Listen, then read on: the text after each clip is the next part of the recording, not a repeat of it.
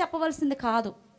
మీకు మీరే దేవునికి ఏదైతే నచ్చట్లేదో, దేవునికి ఏదైతే ఇష్టం లేదో, దేవుడు ఏదైతే మీ విషయంలో బాధపడుతున్నాడో అని మీకు అర్థమవుతుందో ఆ విషయంలో మీరేం చేయాలంటండి, జాగ్రత్త పడాలి. దేవుని కోపానికి మీరు గురి కాకూడదు.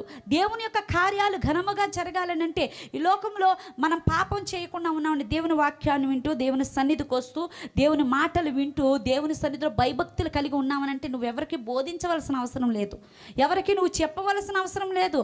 ఆటోమేటిక్గా నీ ప్రవర్తన చూసి, నీ బిహేవియర్ చూసి, నీ నడవడిక చూసి, నీ మాట తీరు చూసి, నువ్వు పెద్దవాళ్ళ పట్ల ఎలా ఉంటున్నావు, తల్లిదండ్రుల పట్ల ఎలా ఉంటున్నావు, నీ తోటి వారి పట్ల నువ్వు ఎలా ఉంటున్నావో వీటన్నిటిని బట్టి ఆటోమేటిక్గా అనేక మంది ఈ అమ్మాయిలాగే ఉండాలి, ఈ అబ్బాయిలాగా ఉండాలి, తల్లిదండ్రులకు ఎంత విధేయత చూపిస్తాడు, పెద్దవారంటే ఎంత గౌరవమో కదా. మరి కొన్ని నైతిక విలువలు అని అంటే హ్యూమన్ వాల్యూస్ అనేవి యవ్వనస్తుల్లో లోపిస్తాయి.